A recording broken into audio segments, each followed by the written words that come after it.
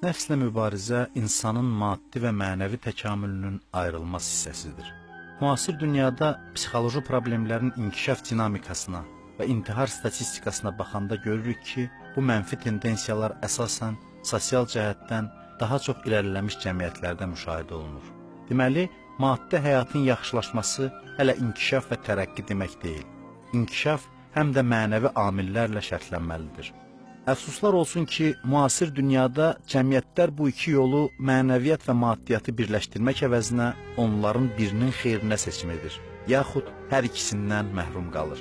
Bunun əsas səbəbi məhz dünya görüşümüzdə nəfslə mübarizəyə yer ayırmamağımızdır.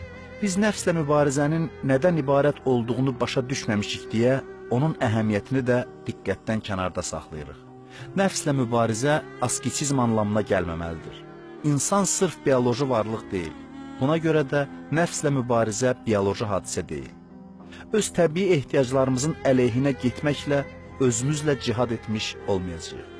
Nəfslə mübarizə mənəvi nöqsanların aradan qaldırılmasıdır. Maddi imkanların məhdudlaşdırılması deyil. Cisim və maddi aləm Allahın bizə verdiyi böyük əmanət və Allaha qovuşmaq üçün başlıca vasitədir. Dünyapərəstlik, mənfəətpərəstlik maddi həyatı məqsəd kimi görməkdir. Ona vasitə kimi baxmaq deyil. Maddi rifahın dünyapərəstliklə, fəqirliyin isə mənəviyyatla əlaqəsi yoxdur. Nəfslə cihad, yəni insanın ruhunda baş verən hadisə. O, müsbət nəticə verdikdə insanın həm maddi, həm mənəvi həyatını keyfiyyətcə artırır.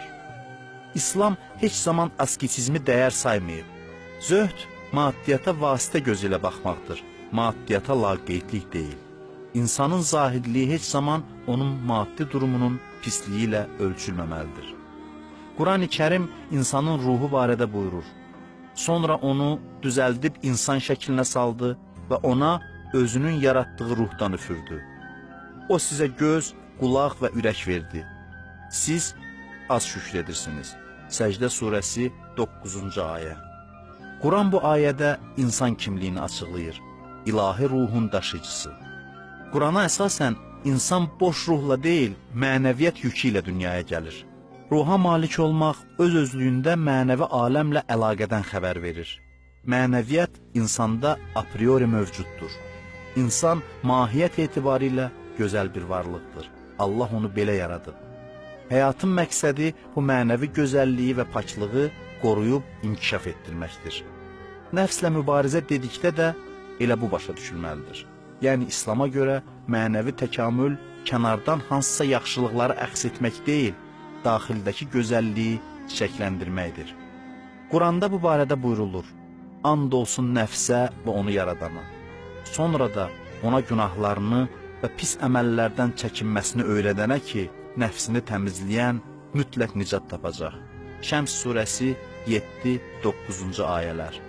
Allah Taala insan nəfsi barədə danışarkən elan edir ki, günahı və təqvanı, pisi və yaxşını ona ilham edib. Yəni, insan yaradılış etibarilə xeyir və şər barədə təsəvvürə malikdir. İnsan dünyaya əxlaqi dəyərlər yükü ilə gəlir. Buna görə də o nəfslə cihada qadirdir.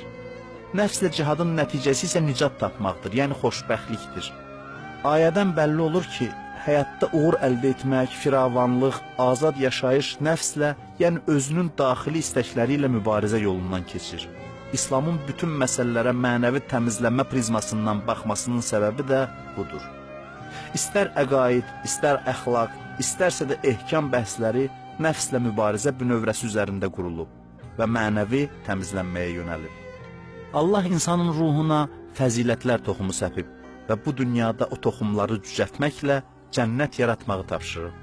İnsan Allahın verdiyi fəzilət xammalı ilə istehsalat fəaliyyətinə başlayır və növbənöv fəzilətlər istehsal edir. Fəzilət istehsal edən əsas amil nədir? Elmmi, əməlmi, xeyr. Allah Taala bəzi alimləri Quranda kitabla yüklənmiş uzunqulağa bənzədir. Yəni elm özü hansısa dəyərə bağlanmasa insana nicat verə bilməz. Əməl öz-özlüyündə inkişaf amili olsaydı, o zaman qarışqalar hamıdan fəzilətli varlıq olardılar. Onlar səhərdən axşama kimi çalışırlar, lakin batinlərində heç nə dəyişmir. əməldə, elmdə, insanın batinində o zaman dəyişikliklər yaradar ki, nəfslə mübarizəyə bağlı olsunlar. Bu, yeganə yoldur. Nəfsani istəklərə yox demək, yeganə təkamül yoludur. Nəfslə mübarizə həyatımızdakı fəaliyyət istiqamətlərindən biri deyil, yeganə məşğuliyyət olmalıdır. Bəs nəfslə mübarizədə insana kim yardım edə bilər?